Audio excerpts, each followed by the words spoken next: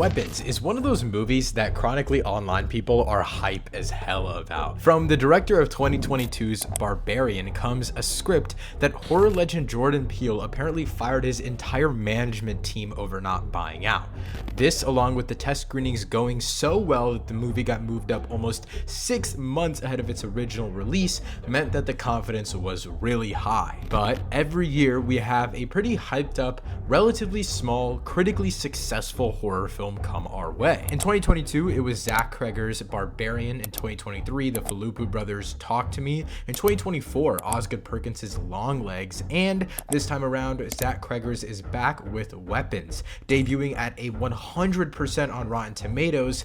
Every year, I do feel a slight disappointment by these horror releases, whether it's mismarketing or overhype. I've finally seen Weapons, and I absolutely loved it. It is one of the best movies of the year. With a movie like this, of course, I do have to jump around spoilers, so I will talk nothing past the basic Google search synopsis of Weapons. But right out of the gate, I have to say the story itself wasn't very marketed, as in I didn't really know many plot points, really anything about the character / what was going on, other than the fact that a bunch of kids in one classroom left their house at 2:17 in the morning one night randomly. That's it. And after watching the movie, I mean, it is absolutely awesome. Not only do they expand on that little nugget of information so well, but the story itself is just so engrossing. There is a part in going into the second act of this film, and this film isn't really set linearly, and we'll get into the storytelling in just a second, but we're leading into a lot of the character depth and exploration of the situation at hand, because it is a weird one. And at a certain point, I was kind of like, Zach Cregger, I consent. Like, you can do anything you want to me at this point, and I will be completely invested in this film. And at a certain point, I was just along for the ride, and I really enjoyed my time with it. I really love the way that we are introduced to Julia Garner's character, kind of as the martyr of this situation, and I won't get into details on that specifically, but I also like how we're just in her perspective. And later throughout the film, obviously, we shift perspectives, and I think that's what makes every character so interesting. It's not necessarily that they bring something completely new to the table, but they just show a different side of emotion towards the same exact situation. But keeping it completely spoiler free, this film is told in a non-linear storytelling way. It's told in different character perspectives, and I think that works to the film's positive and negative. On the good side of that, I think it makes the first half of this film so interesting, and it also makes the final act work really, really well. But the middle act includes two different perspectives, technically 3 different perspectives, that I just thought could have been combined into 1 or 2, in that it is commentating on the same exact thing. And I think the thematic relevance of this film is absolutely perfect. Again, don't want to get into too many details, but it really is touching on how institutions fail our children, not only fail to protect them, but also using it as a commentary on gun violence and the weaponization of children by an older generation, and how older generations feed on the youth, and how all of society has kind of normalized this. It's a commentary on all of that, and I love every second of it. I just feel like the middle 2 acts are kind of telling the same type of story, and it makes the film feel a little bit padded in its runtime. Again, it's not that I wanted that part cut out of the movie, I just thought it could have been a little bit more concise. I do want to get my biggest problem with this film out of the way before I start glazing it a bunch. I really just think that Julia Garner and Josh Brolin as characters are so well developed in the first act of this film, because it's from their perspectives shifting back and forth, but after we leave their perspectives, we only get a little bit of them, to where in the final act, a lot of the emotional connection feels very distant. And it feels like them using the non-linear storyline was more so just to keep the overall story a little bit more mysterious and under wraps.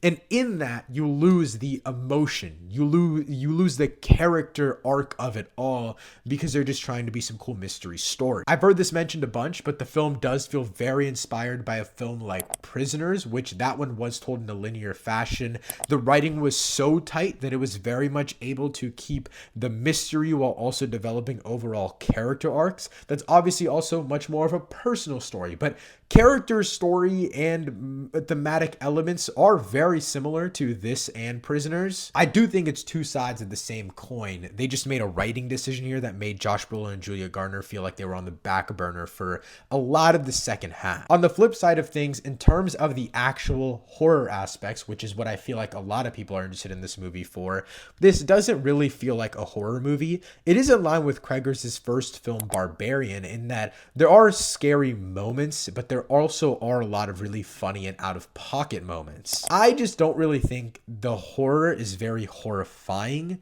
It's more so unsettling. And a lot of the horror to me felt like it was based in jump scares, which I just don't really like. But there are moments of really great tension and really understanding and building out an environment. And that's where the film really exceeds on a horror level. But most of it to me felt based in jump scares. Going back to that Prisoners comparison, it's very much a detective thriller for a lot of the film, but switching perspectives and making it to where you can hide a lot of information for the good first half chunk of a new perspective that we're following, it does lead to the film feeling a little bit repetitive and taking away the horrorness from it. Alden Ehrenreich is in this film, not for very long, but I think his storyline works very well. Julia Garner is also amazing. She's not really playing a wide variety of emotions, but a lot of the catalytic elements are on her shoulders, and I think she does great. But for me, the performance that just stands out is Josh Brolin. Like, this guy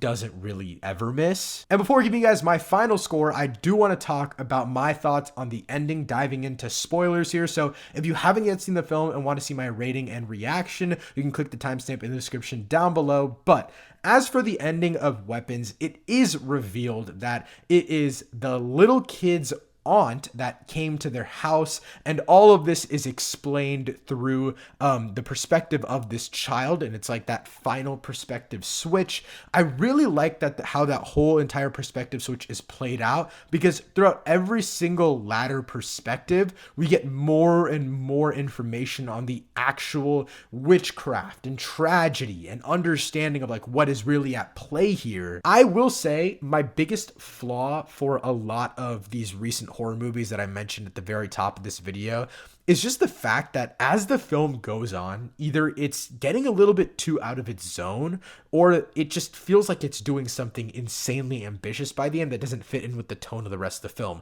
Longlegs is one example of that, in my opinion, where a lot of the film, I really was having a great time, and then the final act just didn't really feel like it was part of the same film, / felt underwhelming, / none of the character moments really excited me, / felt like a real conclusion. And I feel like with a horror movie that's trying to do something more ambitious on a thematic level and in a commentary level, it feels like it's really hard to wrap it up properly. I looked at my watch, and the second that Julia Garner and Josh Brolin's characters actually end up entering the house to find out all of these things that's going on, they fight the cop, they fight the crackhead, and then the parents are upstairs trying to fight their little kid. By the time all of this was starting to happen, there was only like 10 minutes left of the movie. And I checked my watch, and normally I don't check my watch near the end of films, but I was really interested to see how they would wrap this all up on just a thematic level, on a character level. I was so interested in everything. Again, like I said, I was so wrapped up in this story. And then it happens where the little kid ends up doing the witchcraft to save all the other children, and then they end up killing the aunt. I found all of that to be executed so well. I thought the fact that Josh Brolin's character went into the basement and then got taken over by the witch, tried to kill Julia Garner, and the kid just saved them all, I thought that was just so brilliant. And I thought the way that the film executed its third act, it did feel like not only was it part of the same movie, but it evolved on like an action level, on an entertainment level, on a thrilling level, to the point where the culmination of the film did feel worth it. The final frame of the film is kind of where I'm a little bit torn on it, because I felt like I could have used a little bit more closure on the overall world of it all. But I also think the look on Julia Garner's face, Josh Brolin's face, and his kid that he's carrying off the street, I think all of these little acting moments add up to tell you a story that's not really told, which I think is really great. At the end of the day, I absolutely loved Weapons. It's one of my favorite films of the year just because it's crafted so well on every single level. I think the acting, to the score, to the visuals, everything is just so appealing, and it's so intimidating in a great and engrossing way. Overall, I'm going to give Zach Cregger's Weapons an 8 out of 10. If you've seen or want to check out Weapons, let me know what you thought of it in the comments down below. Thanks so much for watching. I'll see you next time. Peace.